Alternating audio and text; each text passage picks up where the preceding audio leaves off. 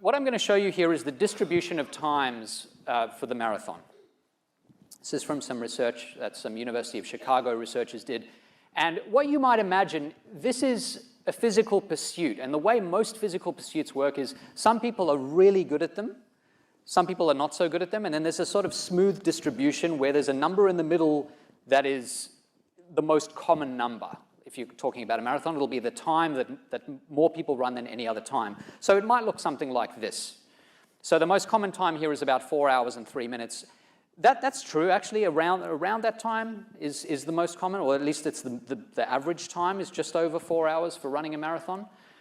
Now, when I ran the marathon, I had trained with a team, and one of the coaches ran on about 5 miles from the end, and he said to me, "Great news, you're doing really well." I was not doing well. I've seen photos.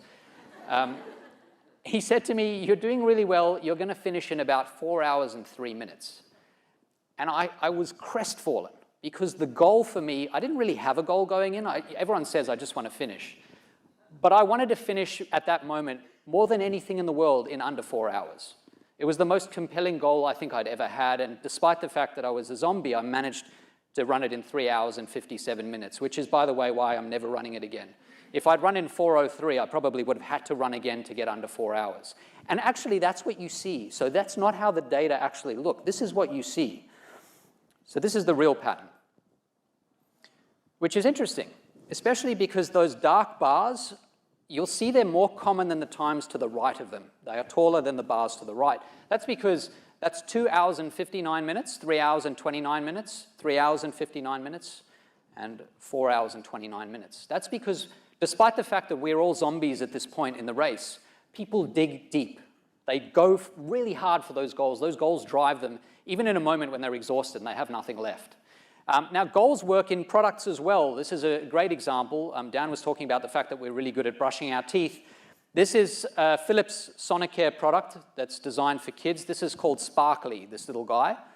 And what happens is kids don't brush their teeth. They don't like brushing their teeth. So as good as adults are at this, kids just want to play, and brushing your teeth is not much fun. So Philips designs this tool, and basically what happens is while the kid is brushing his or her teeth, the smartphone, which is connected by Bluetooth to the toothbrush, has the little Sparkly on it, and the Sparkly jumps up and down, and it gets excited, and it's dancing, and it's very cute, and the kid's like smiling and brushing and looking at Sparkly jumping around.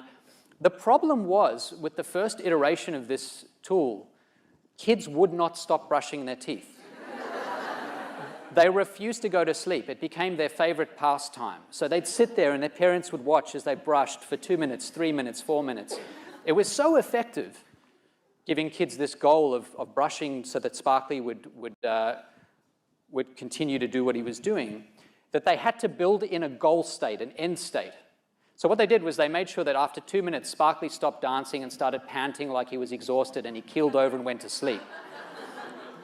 So then the kids stopped, because they had that goal, they'd reached that goal state, and goals are absolutely essential in driving behavior. So create goals, even artificial ones for people, and they will become much more engaged with whatever it is that you're doing.